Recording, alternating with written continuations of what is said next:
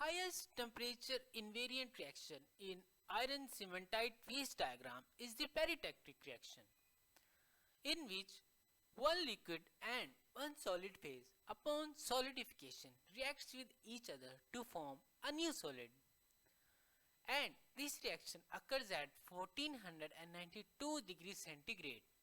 So, in the alloy containing 0.15% carbon, which is actually the peritectic composition, the initial crystals of the delta solid solution and the whole liquid phase are completely transformed to austenite on cooling at 1492 degree centigrade. To understand the complete transformation mechanism, let's take a liquid and cool it down.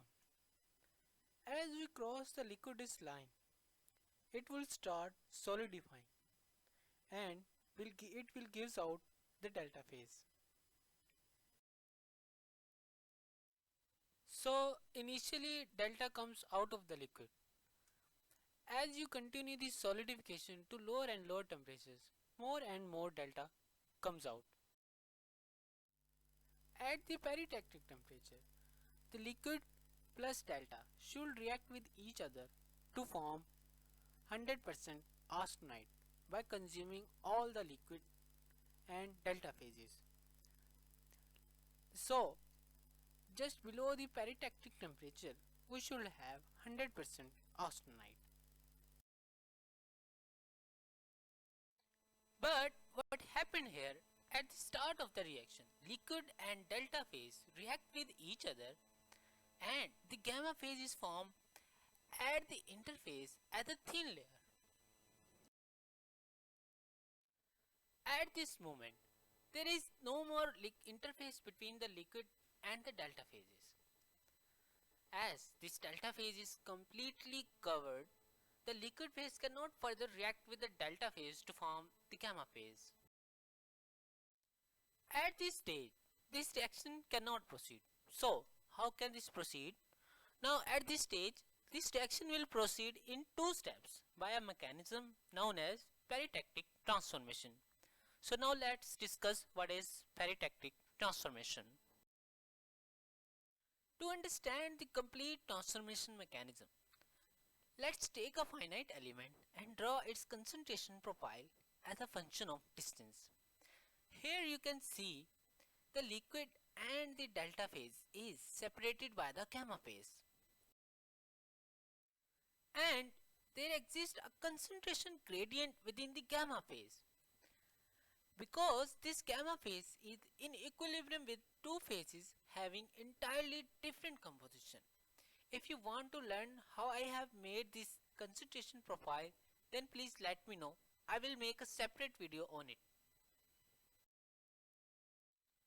In principle, the liquid wants to transform into the gamma phase, but the number of carbon atoms in the liquid phase is higher than what a gamma phase can take. So, if the liquid has to transform into the gamma phase, it has to reject carbon out of it. Resultantly, the liquid phase will give us the gamma phase by rejecting carbon out of it, and these carbon atoms will move into the gamma phase. Because there is a concentration gradient inside the gamma phase, the carbon atoms will flow towards the gamma delta interface. Resultantly, the composition of the liquid phase at the interface will become equal to that of the gamma phase. At this moment, a small volume of liquid will suddenly transform into the gamma phase, and the concentration gradient inside the gamma phase will get decreased. So, the gamma phase has got extended into the liquid. Okay, if we look at the delta phase, the delta phase has smaller carbon content than the gamma phase. If the delta phase has to convert into the gamma phase, then it needs more carbon atoms. As there exists a concentration gradient between the components, so the delta phase takes away carbon atoms from the gamma phase, which resultantly increases the carbon content in the delta phase to that of the gamma phase. In this condition, at this temperature, according to the equilibrium, it will suddenly transform into the gamma phase, and again the concentration gradient will get decreased. So the peritactic transformation gets completed in two steps. Step 1, liquid transform into the gamma phase by rejecting carbon out of it, and step 2, the delta phase accept this carbon atom and transform into the gamma phase. So the final reaction is delta plus liquid reacts with each other to form the gamma phase.